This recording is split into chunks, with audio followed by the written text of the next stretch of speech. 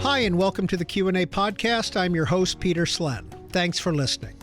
This week, near the anniversary of the end of World War II in the Pacific Theater, we talk with two World War II veterans. Steve Ellis is currently 99 years old, and Rolf Slen, my uncle, is 100. Both served in the Pacific Theater, one in the Navy, one in the Air Force. Our podcast begins in a moment. We need your help to reach our $25,000 summer fundraising goal. A generous donor will match every dollar you give, doubling your impact. I'm Rachel at C-SPAN, and your support keeps the unfiltered access you rely on and extends C-SPAN's reach through our podcasts. Donate now at cspan.org/donate and make twice the difference. Every amount helps. Thank you for listening and for your support. Your donation is now doubled at cspan.org/donate. Ryan Reynolds here for, I guess, my 100th Mint commercial. No, don't. I mean, honestly, when I started this, I thought I only have to do like 4 of these. I mean, it's unlimited premium wireless for $15 a month. How are there still people paying 2 or 3 times that much? I'm sorry, I shouldn't be victim blaming here. Give it a try at mintmobile.com/save. Whenever you're ready. $45 upfront payment equivalent to $15 per month. New customers on first 3-month plan only. Taxes and fees extra. Speed slower above 40 gigabytes. See details. The land down under has never been easier to reach. United Airlines has more flights between the U.S. and Australia than any other U.S. airline, so you can fly nonstop to destinations like Sydney, Melbourne, and Brisbane. Explore dazzling cities, savor the very best of Aussie cuisine, and get up close and personal with the wildlife. Who doesn't want to hold a koala? Go to united.com/Australia to book your adventure. Well, 16 million Americans served in uniform during World War II.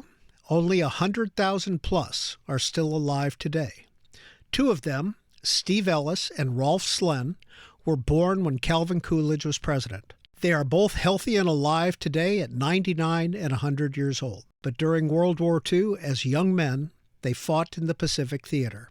Steve Ellis was in the Navy. Rolf Slen was in the Air Force. Here are their stories of the World War II era. This is a very special badge given only to World War II veterans. And Steve Ellis is one of those veterans. Mr. Ellis, when and where did you get involved in World War II? Well, I finished high school at 16, and I went to Tulane University and joined the ROTC unit in September 1941, right before the war started.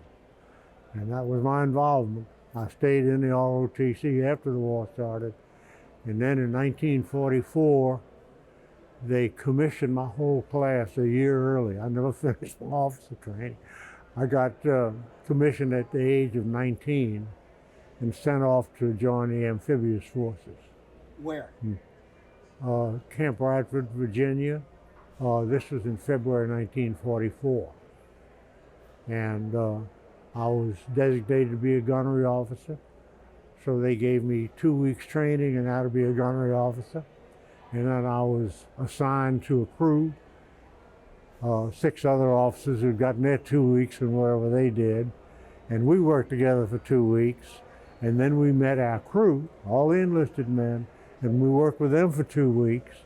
And we got on a train and went to Pittsburgh, Pennsylvania. And 4 days after we got there, we got on board the LST 751 and took off down the Ohio River. And where did you end up? Well, on that leg of the journey, we wound up here in New Orleans. I got to see my folks, and of course they didn't know where I was. And we were here off and on for 3 or 4 weeks, and then we left to go overseas, and we went straight to the war. Really, we stopped in Guantanamo Bay, Coca-Cola, Panama. We stopped in Espiritu Santo and the New Hebrides Islands. We spent the night in Manus Island, in the Admiralties, and then we went down to Hollandia, which is a nice seaport on the north coast of New Guinea, and we got there the night before They were supposed to launch the invasion of the Philippines. And one of the ships that was going had broken down.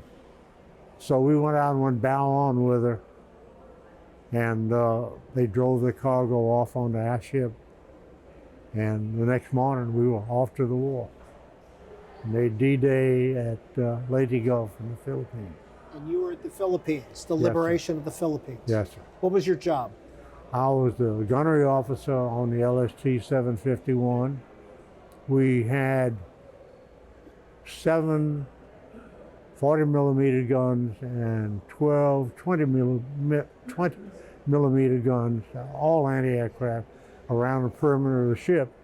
And every morning and every evening, we had the dusk alert and the dawn alert, and the Japanese would come in and we would shoot at them. Then after we made our beaching, discharged our cargo, and went back to New Guinea again. Took on another load, came back. I have to tell you, the LST was a real speedy ship. We cruised at 9 knots. Flank speed was 14 knots, so it took us a long time to get anywhere. So for a while, our war devolved into 3 or 4 days in Leyte, where we were in action morning and evening, and then 3 or 4 weeks going back to the rear area, pick up another, and come back. What do you remember about those Japanese Zeros coming in toward your ship? Do you remember being fearful? Do you remember adrenaline? The one I remember best was when we were on our way to the invasion of Luzon, the big island in the Philippines. Our convoy was under constant attack from the Japanese day and night. And I looked up, and there was one coming right at us.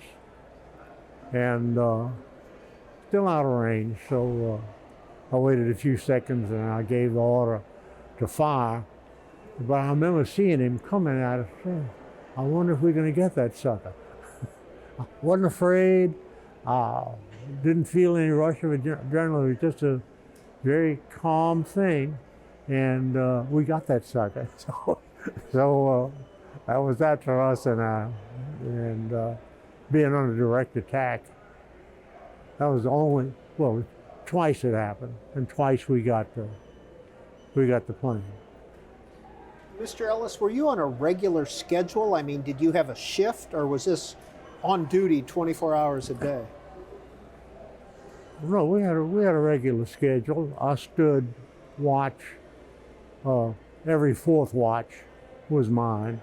They rotated, so you never stood the same watch twice in a row. But and that was so 8 hours a day. I was on watch.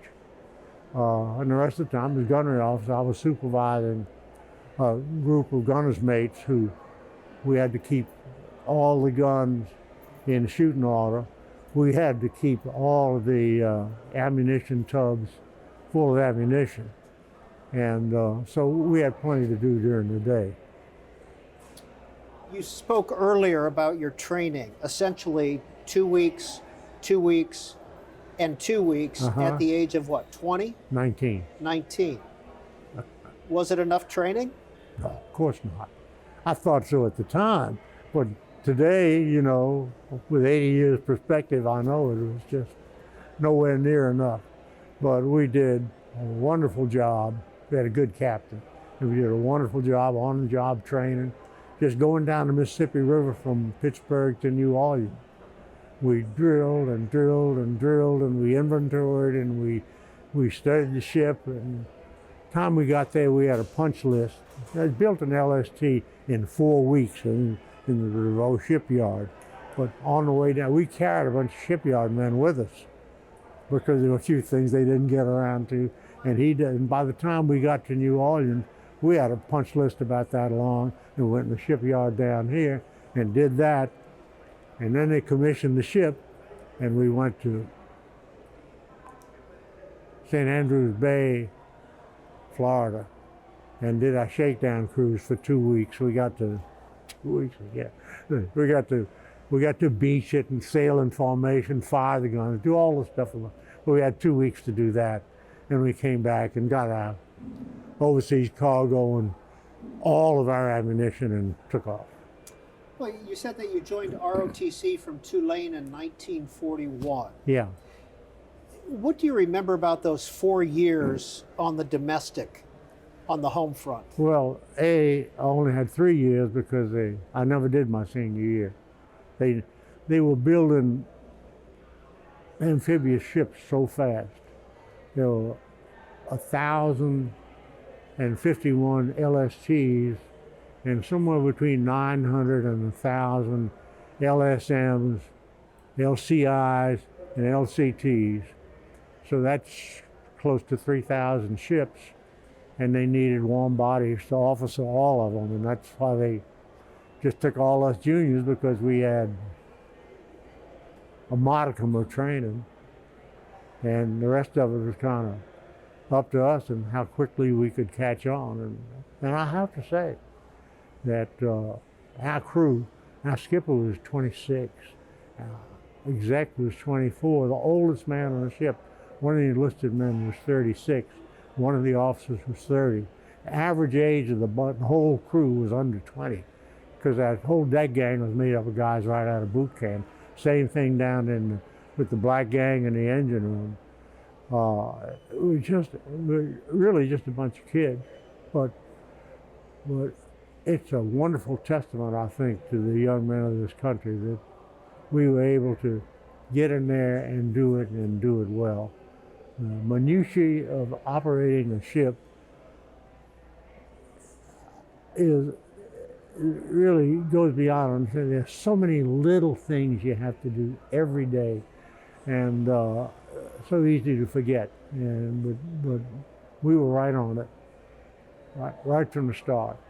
And I was very proud to say that I was part of that bunch. You referred to the black gang Yeah. down in the engine room. What Yeah. does that mean?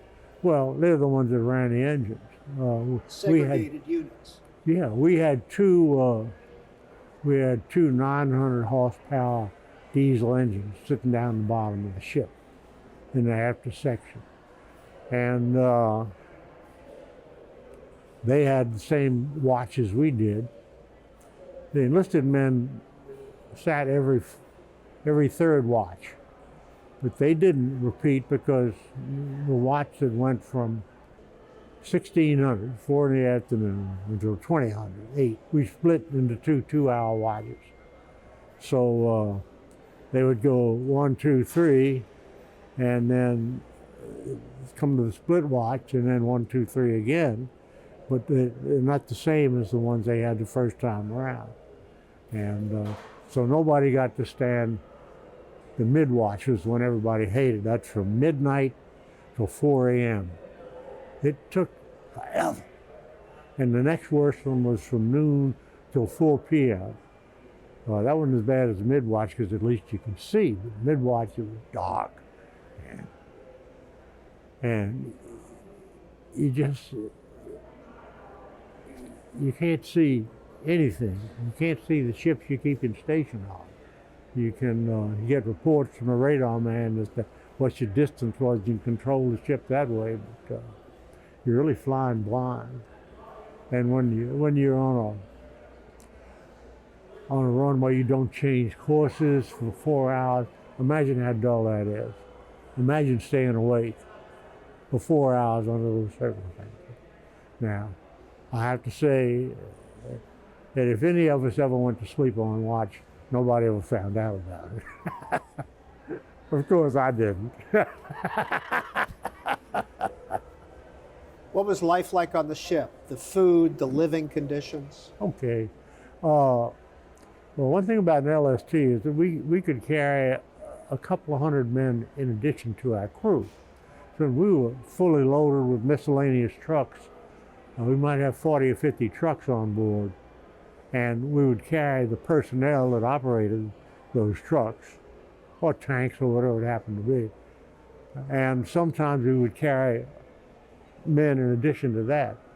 So we had to have food to feed these extra people. So the ice boxes on an LST were about the same size as they were on a heavy cruiser, where they got, a lot of men. That crew was 9 officers and about 120 men. So we ate very well. We had a very good stores officer. He was a Mustang yeoman, and he knew the ropes. And so when he went ashore to get supplies, we got nothing but the best. Are we talking beef and chicken and? We had beef and chicken and spam. You don't get any fresh vegetables, no seafood. We had canned food. That cooks were excellent, and from what they had to work with, we ate very well, and we did have a lot of meat, and you could carry potatoes a long time, and so we usually had potatoes on board. Usually had a few apples. You returned to New Guinea after the Philippines. Yeah. How long were you there? What was your next stop? Well, we went into Hollandia, took on a beach, took on another load of men and equipment, and went right back up. We were probably 3 or 4 weeks in the round trip. Was there periods of boredom when you were out on the sea? You got to believe it. You kind of bored all the time. We had a ship's library. We all read all the books in the library. We had don't tell anybody this, we had a poker game going in the wardroom. I got outclassed early on. I learned not to gamble. I'm no gambler. But those guys were still playing poker when the war ended. And they had a couple of poker games downstairs. Below decks, they had a couple of poker games. And every once in a while, we'd go somewhere where you could let your men go ashore, and we'd give them 3 beers each, warm. I had no way to chill them. 3 beers? They get 3 beers each. The guys who didn't drink could sell their beers for untold amounts of money. And they'd play baseball or something, kill time, run around on dry land, and then back they'd come to the ship and back to the old routine. They never got a real liberty until maybe the 3rd time we went to Manila. We were in Manila right after she fell, and then we were back again, and on that trip we were able to march men. We'd line them up and walk them through the city so they could see it. But the 3rd time they were there, we could have port and starboard liberty. I mean, half the crew would go ashore one night, and half the crew would go ashore the next day. And so I was OD off to the deck the day when it was time to go pick up the crew. So I rowed the boat in, just in case there were any disciplinary problems. And there were none, because when we got there, everybody was there, but only one of them standing. We had to load her in the boat like cordwood. You had to remember, those poor guys had been on that ship then for over a year. And the most fun they'd had was playing baseball or drinking a warm beer. And they made the most of that. I mean...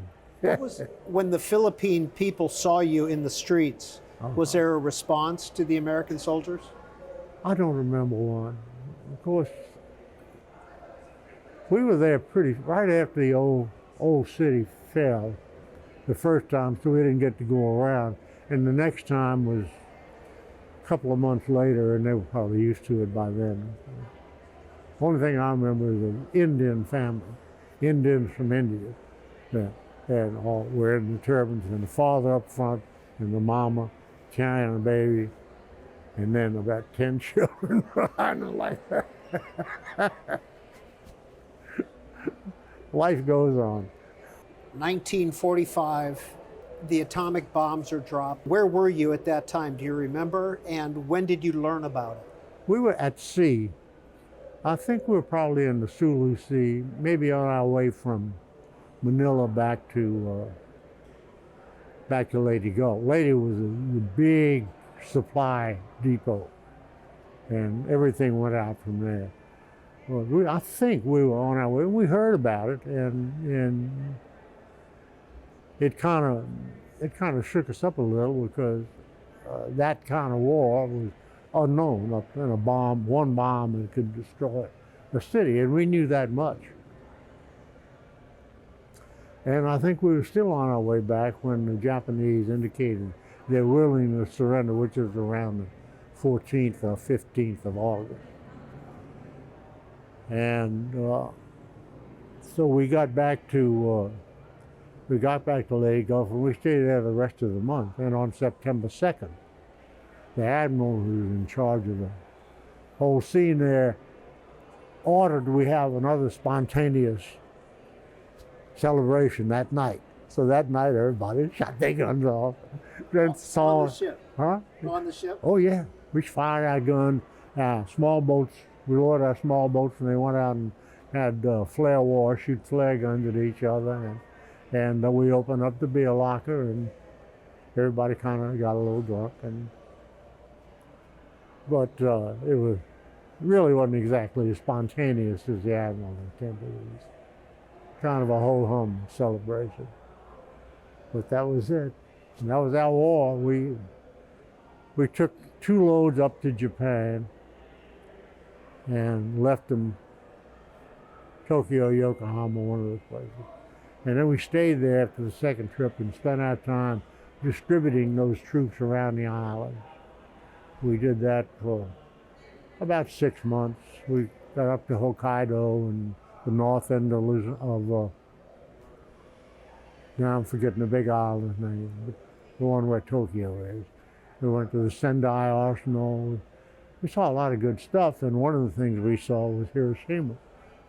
And we were in the inland sea, Eddie Martin and I. Eddie was another officer in the ship. He'd been a classmate of mine at Tulane, and we'd been roommates while the ROTC unit was on active duty, and our parents had known each other, so we'd known each other since we were little children. And anyhow, Eddie bummed a Jeep off somebody. We drove over there, and I promise you that we driving through the outskirts of the city was nothing.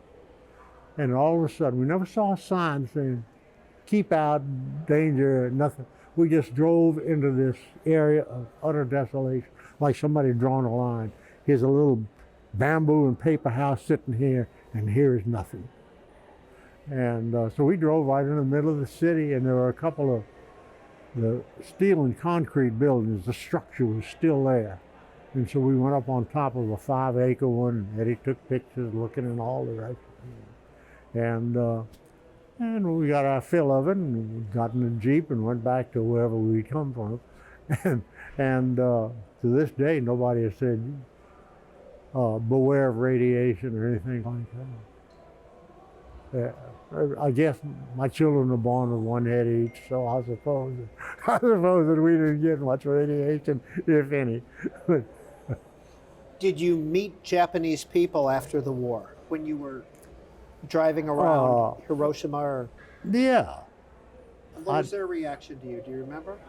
Well, one thing I remember in particular, and when we were at the Sendai Arsenal, that was the biggest arsenal the Japanese had. It was up the coast from Japan, and we were there, and we'd borrowed another Jeep, and we were driving around. And as we came down the street, the people would come out of their houses and bow as you went by in your Jeep. Very good for your ego. And we saw a Kate, one of the Japanese planes. One of the planes we shot down had been a Kate. So we decided we'd go over and take a look at it, and we made a U-turn and went back. And we walked around looking at the plane, and all of a sudden whole bunch of kids comes running out of the building. And it turned out to school, and the schoolmaster had a little English. The kids had none at all. So I said to one of them, I said, "You learn to fly?" And he said, "No." Now these kids were 12 or 13 years old, and they were teaching them to be kamikaze pilots. And I just shudder to think what it would have been like if we'd had to invade Japan. We were scheduled, we were going to do it in two phases. One, they were going to invade the southern island, and then they were going to come around and invade the entrance to Tokyo Bay. We were scheduled for D-Day at the entrance to Tokyo Bay. And I wouldn't be sitting here talking to you if we'd had to do that, because their defenses there were just really fearsome. So on your ship, they were keeping you updated as far as the plans for the invasion of Japan? Yeah, we had the op order on board. We knew, matter of fact, when the war ended, we were on our way back to Lady Gulf to practice. We always practiced our invasion. And we were so good at it. You know, it was really, really remarkable how good we were. You know, in Europe they had maybe 4 or 5 big invasions: North Africa, Sicily, Italy. Two more small ones on the coast of Italy, and then the big one over in Normandy. That's maybe 5 or 6 invasions in Europe. We had over 100 invasions in the Pacific. So it just, they could do one and they could do another one 2 weeks later. That campaign up the spine of up the backbone of New Guinea was just amazing. They would take it and they'd decide, well, let's see, we can skip this one and this one, and we'll take the next one, and they just leave these Japanese marooned, no supplies, no nothing, nowhere to go, because you can't move through that jungle. If you do, somebody's liable to take your head and hang it on the tree.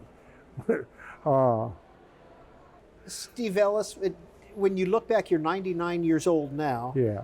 But looking back, can you imagine doing this at 20 years old? Oh, no. No, when I look at what my children were like when they were 19 or 20 years old, there was just no way they could have done that. Well, I do remember that when we got this unexpected news that we were going to be commissioned in 3 weeks. We had 3 weeks, just enough time to buy the uniforms. We were going to be commissioned in 3 weeks and go to war. I felt nothing but delight. I just knew it was the right thing for me. Yeah. Why? I was tired of going to school, for one thing. I really kind of wanted to go to war, and this was a chance to do my duty, and I was happy to have it. Was that a common feeling among your peers? I would think so, yeah.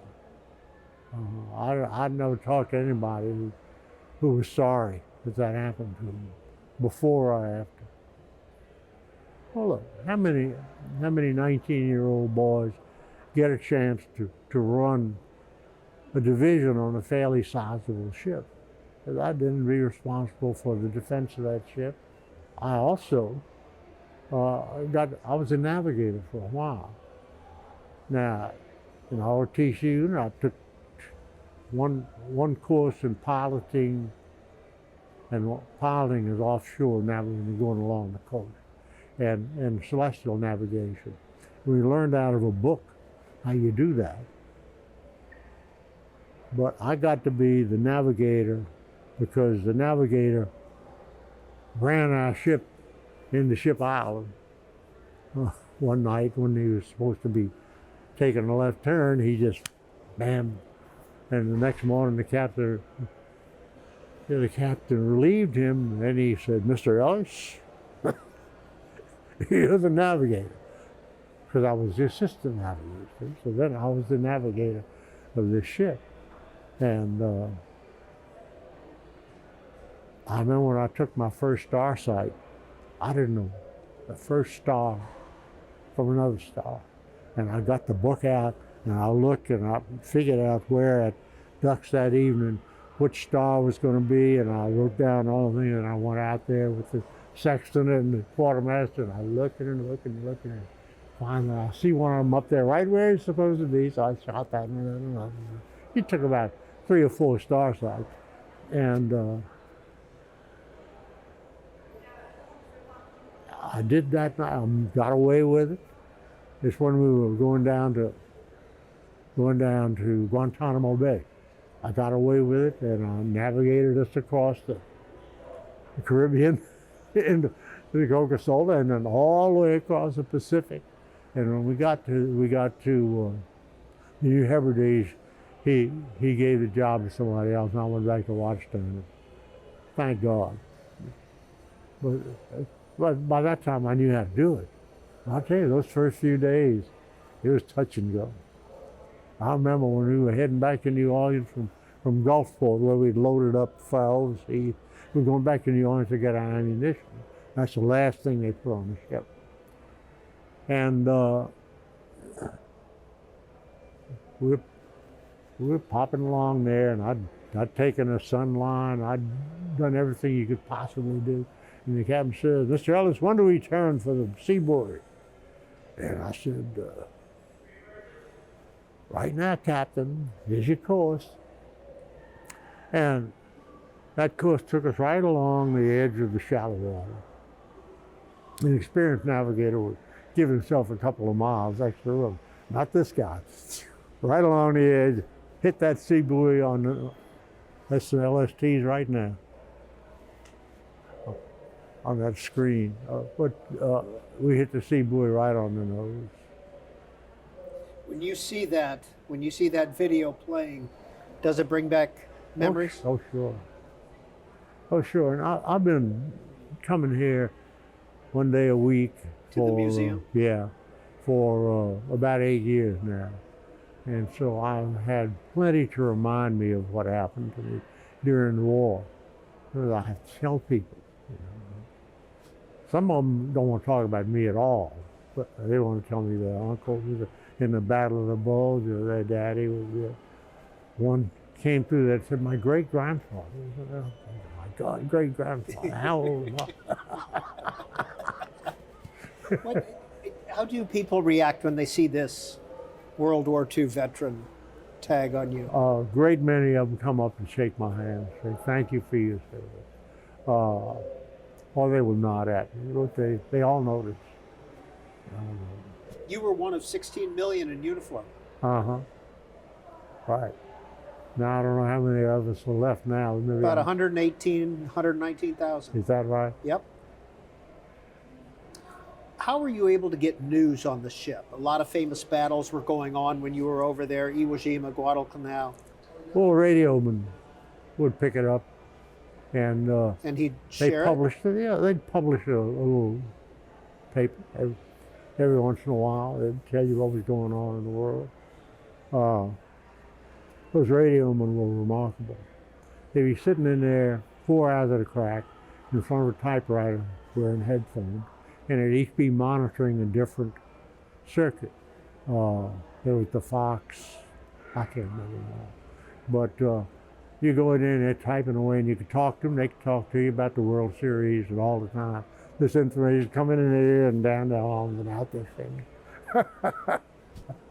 Were you able to communicate with your families? We wrote letters, that's all. And would you receive letters? Oh, yes. Would any of those letters be censored? The ones that he received? No. The ones that we censored everything that left the ship.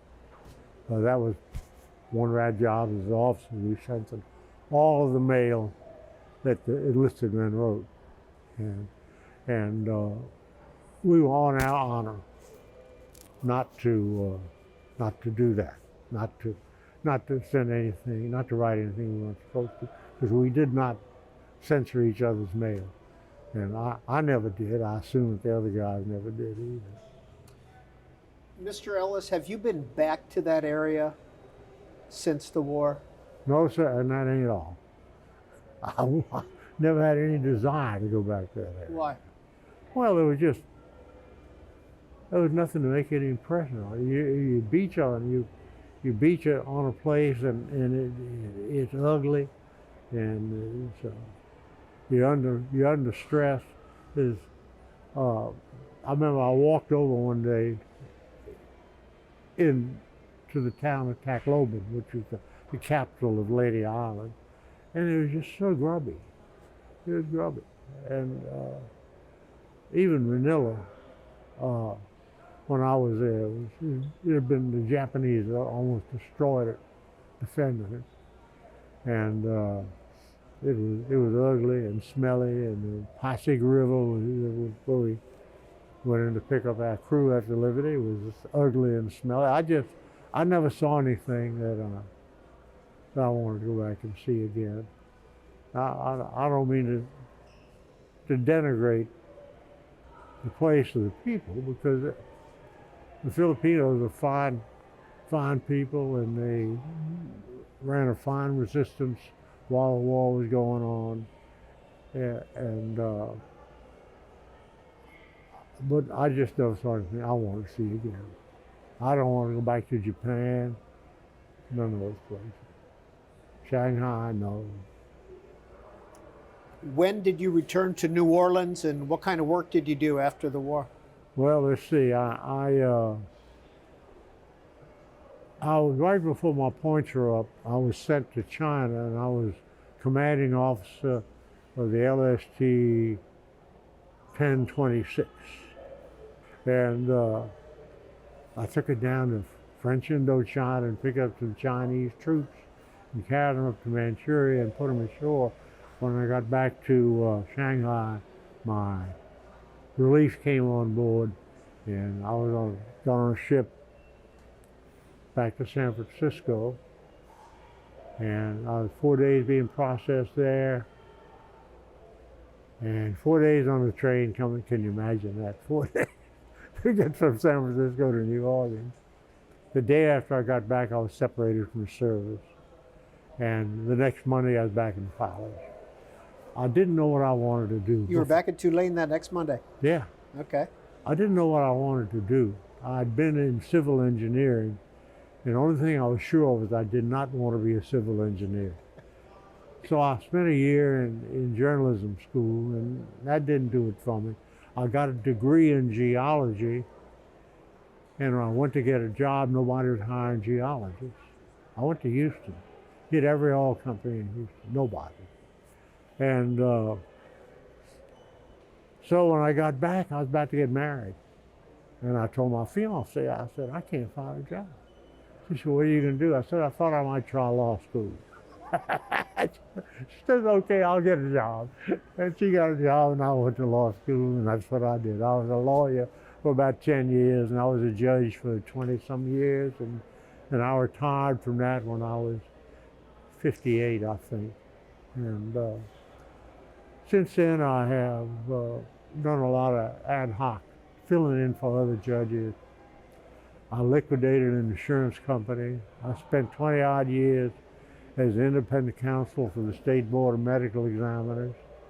And when I was 90, I quit my last job. I figured I'd worked long enough. And now I hang around the house. I'm taking violin lessons, and I'm not good for much else, you know. And volunteering here at the museum. Volunteering here at the museum, right. Well, the Honorable Judge Steve Ellis. Thank you, sir. Uh-huh. And now joining us on C-SPAN is Rolf Slen. Born in Madison, Minnesota, May 28, 1924, volunteered for the Army Air Force in 1942. At age 18, Rolf Slen, what was the Lonesome Lady? The Lonesome Lady was the exact B-24 airplane that I and the rest of my crew flew during World War II. What was your job on the Lonesome Lady? I was the navigator, and it was my job to make sure that the pilot got to where he wanted to go and get back from where we had gone. And where you went was the Pacific Theater of World War II. What was the job of the B-24 in the Pacific Theater? What were you trying to do? The B-24 had only one job, and that was to drop bombs on various Japanese targets. That was its only one and only job. How many missions did you fly during your time in the Pacific? I flew 40 missions from starting in November of 1944 to August 1945. And what is a typical mission like, if there is such thing as a typical bombing mission during World War II? Well, there wasn't really a typical mission. They varied in length from 5 hours to 13, 14 hours, depending on the target and that sort of thing. Over the course of 14 hours, how much are you navigating? How much are you under actual attack or anti-aircraft guns? And how often were you under attack from Japanese planes? Hours and hours of those 14 hours were spent just going over water. And I would say that in our 40 hours, we probably were attacked by Japanese anti-aircraft fire most of those times, by Japanese fighter planes probably fewer than 5 or 6 times. What is the navigator's job when a B-24 comes under attack, anti-aircraft fire or planes? The navigator's job is simply to get to the initial point. The initial point is the point from which the bomb run starts. And once we're on the bomb run, the navigator has nothing to do but sit and hope that everything works out okay. It's a matter of coordinating, a careful coordination between the pilot and the bombardier. The bombardier is trying to get the pilot to fly as level and even a flight as possible. In fact, he doesn't want the pilot to even touch the controls, because the bombardier, in manipulating his bomb sight, is really flying the plane at that time. What do you remember from those bombing missions, the smells, the sounds, those times when you were on that bomb run? What comes back to your memory after 80-some years? On the bomb run, that's when the anti-aircraft fire from the Japanese below starts to get close. And on a dangerous mission, the anti-aircraft shells are exploding all over the place. And the navigator, namely myself, is just sitting there hoping that the bombardier will say bombs away, and the pilot can take over again and get out of the flak that's coming up at him, at us. What's the scariest moment of a bombing run? When the anti-aircraft shells are getting closer and closer, and when they get really close, you can even smell the odor of the cordite, which comes from the exploding shell. And when you can hear it, and when you can smell it, and that's the scariest part. That's when you have to control your fear and just do the best you can for the navigator to do nothing until the bombardier says bombs away. What does cordite smell like? What brings back that smell to your mind? Smell of a burning smell comes from the exploding anti-aircraft shells that are nearby. You're relying on the rest of the crew, you said, to do their jobs as well during that time. How many members make up a crew of a B-24 during a World War II mission? 10 of us. A pilot, co-pilot, bombardier, navigator, and 6 gunners, and a radio operator, and a flight engineer. And did you stay with the same 10 men during all 40-some missions that you flew? Yep, all the same, yep. Did you ever lose one of your fellow pilots or gunners during a mission, or did they get injured at all? No, it was really amazing. None of us ever got injured. Our plane was hit a number of times, only one time or 2 times when it was really dangerous. But most of the time, we just got kind of shell marks on the plane, which didn't matter very much. But on one mission, an anti-aircraft shell, 75 millimeter, went right through our wing, and we were in danger of losing a lot of gasoline and exploding, but never did explode. None of us ever got injured, even though we were very close to it many times. You say you remembered miles and miles of ocean water. What was it like flying a plane with a hole in its wing over miles and miles of ocean water trying to get back home after that mission? Very scary. I was worried that the wing might fall off, but we couldn't tell exactly. I couldn't tell exactly where that shell went through the wing. I remember the pilot asking the flight engineer to take a real good look at it, because if the wing was going to fall off, we'd have to bail out before that happened. If it wasn't going to fall off, then we'd want to land and get off on the ground.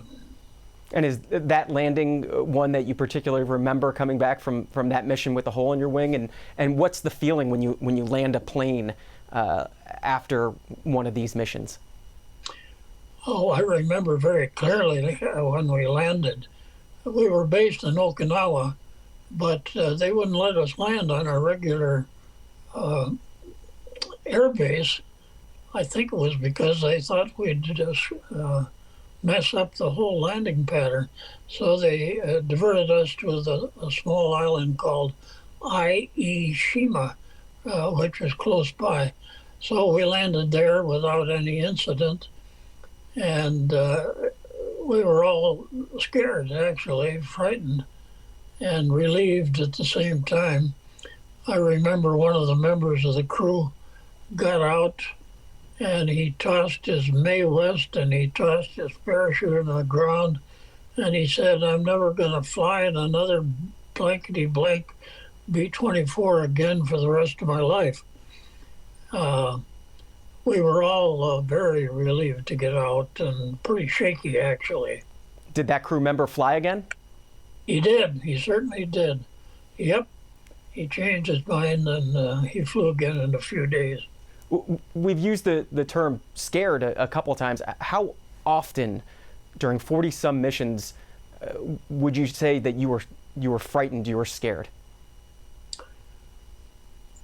There's always tension because you don't know what's going to happen.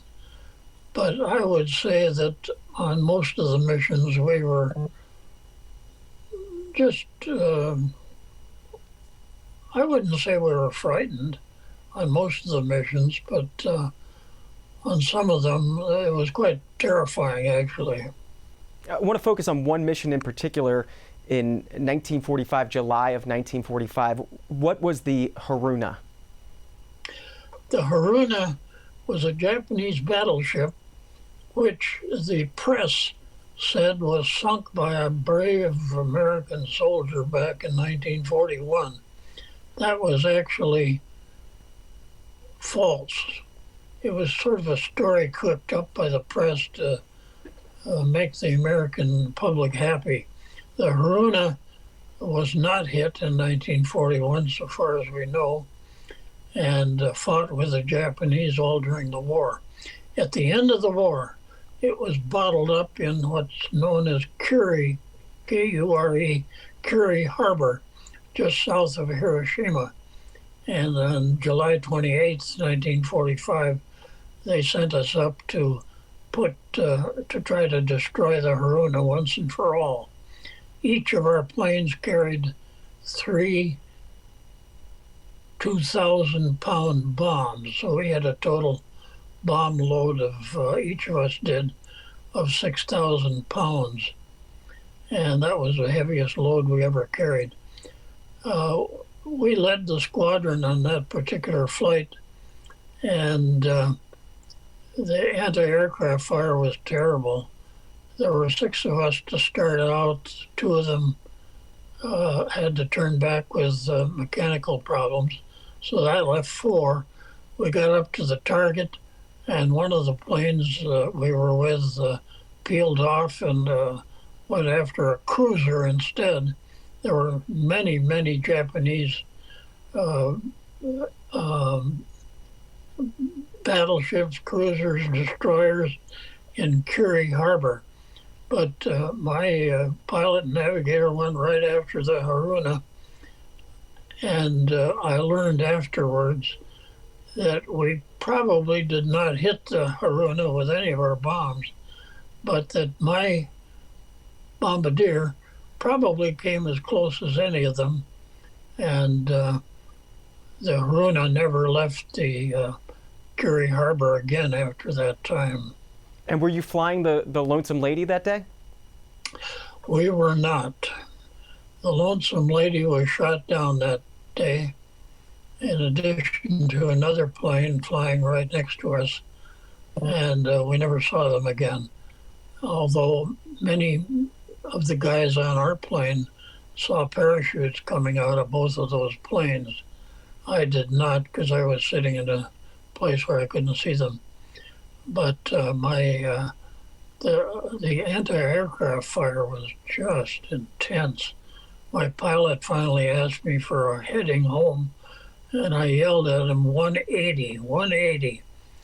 180 is due south towards our base, and we finally got out of there. And that's when we got the hole in the wing with a 75 millimeter shell. Why? And go ahead. And that was the worst of the worst missions we were ever on. Why weren't you flying the Lonesome Lady that day, and what happened to that crew? What did you find out later? The reason we weren't flying it was because we had some mechanical equipment in our plane, and I don't know what it was actually, that the Lonesome Lady did not have. We were leading a 6 B-24s that day, and it was thought that we needed that particular equipment. And so a crew flying only flying its 2nd missions of the year was shot down. And that's a long, interesting story in itself that we probably don't have time for now. Did you end up, over the course of after that mission, did you end up bombing Tokyo itself? Oh, no, we never got near Tokyo. No, the B-29s bombed Tokyo and many, many other cities in Japan, but we never got near Tokyo. The pilot of the Lonesome Lady was captured by the Japanese. They asked him all kinds of questions. He answered all the questions he was asked because he didn't know anything anyway. But they thought he was a valuable source of information. So they sent him to Tokyo on a train and questioned him some more. And he didn't know anything.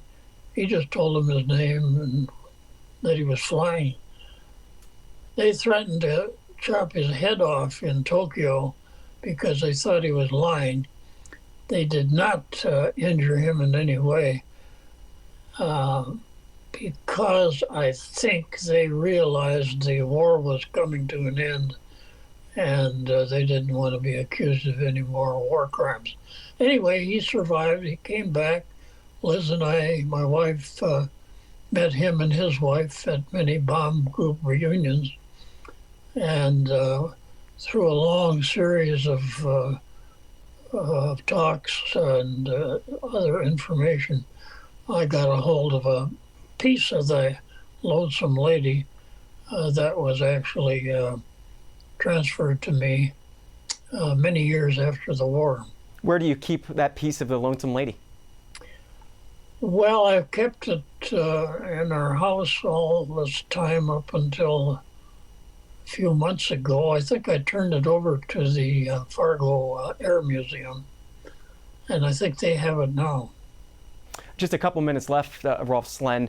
What do you remember about the final days of the war in the Pacific, the dropping of the atomic bombs and the Japanese surrender? What sticks out in your mind? We couldn't believe there was such a bomb that could do so much damage. It was absolutely beyond our comprehension. We had been dropping bombs all during the war, and here one bomb came along that could destroy an entire city. So this was totally beyond our comprehension. I remember very clearly I was sitting at an outdoor movie and one night, and there was a lot of noise outside the movie, and then people started yelling, the war is over, the war is over. I couldn't believe it. It absolutely released all of my backed up emotions. And to tell the truth, I started crying. And I didn't want anyone to see me cry, so I left the movie, went back to our tent. And the next day we flew another mission, even though the Japanese had offered to surrender. It was 3 days before the Americans worked out an appropriate surrender offer. We flew one more mission over a target, and we got 100% of the bombs on the target. We came home, and I never flew in another B-24 again the rest of my life. Rolf Slen, last minute here, you mentioned bomber reunions. Are you still able to make it to bomber reunions? How many of you bombers from that time are left? Practically none. We don't have any more reunions. There were only 13 of us, I think, that were finally going to reunions. And we just wrapped it all up, and no more reunions. But my wife, Liz, and I enjoyed them. We went to many different cities and learned a lot of what was going on. There was a Japanese man who was only 8 years old when Hiroshima was hit.